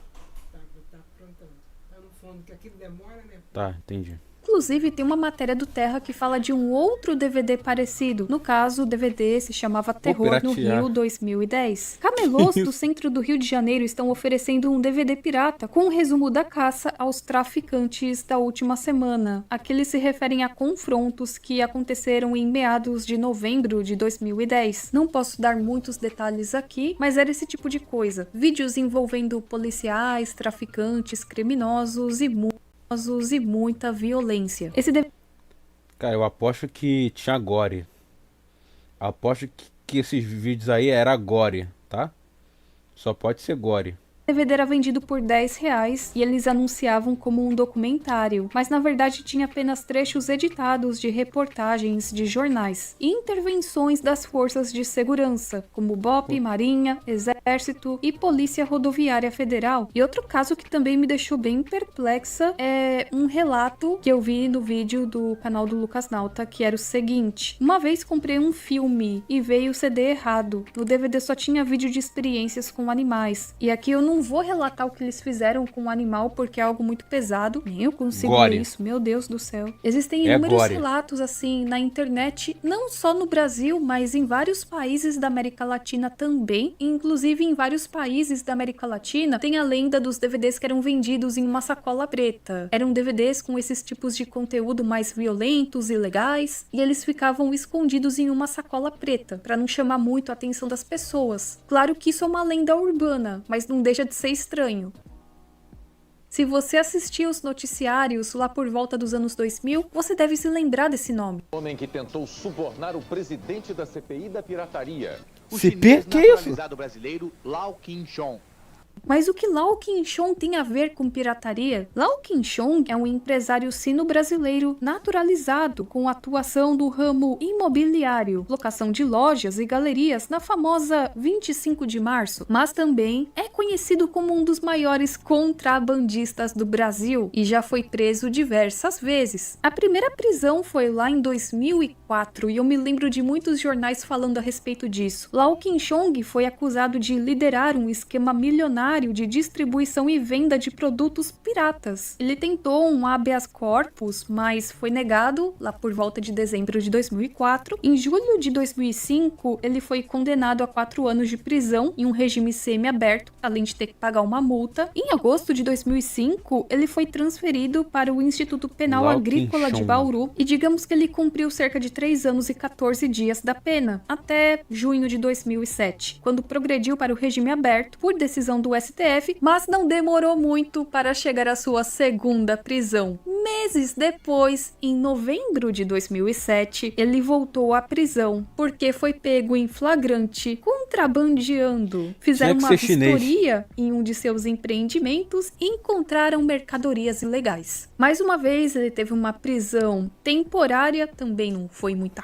coisa, e essa prisão foi vinculada a uma nova investigação por contrabando e descaminho. Era a Operação Crepúsculo da Polícia Federal, onde apreenderam toneladas de produtos pirateados, entre eles os queridos DVDs piratas, brinquedos piratas, roupas piratas, relógios piratas, muita coisa. Estima-se que lá tinham 112 milhões de reais. Tráfico de pirataria, meu nome. Piratas, não é mesmo? Chegamos em 2008, quando ele teve a sua terceira prisão seguida de liberdade. Em 2023 foram feitas novas denúncias envolvendo pirataria. Prisão, em 2024, um shopping de sua propriedade, o 25 Brás, também sofreu um incêndio, bem numa época em que ele enfrentava processos por construção irregular, lavagem de dinheiro e outras acusações, com um patrimônio estimado de 300 milhões de reais e uma multa de 46 milhões de reais em aberto. Ele também é proprietário de um outro centro comercial que fica na mesma rua, e aí estão pedindo pra demolir. E é isso aí, gente. Essa é a história de Lau Qin-chong e o seu império de pirataria no Brasil. Provavelmente, se você já comprou alguma coisa pirata da 25 de março, foi graças a Lau Qin-chong.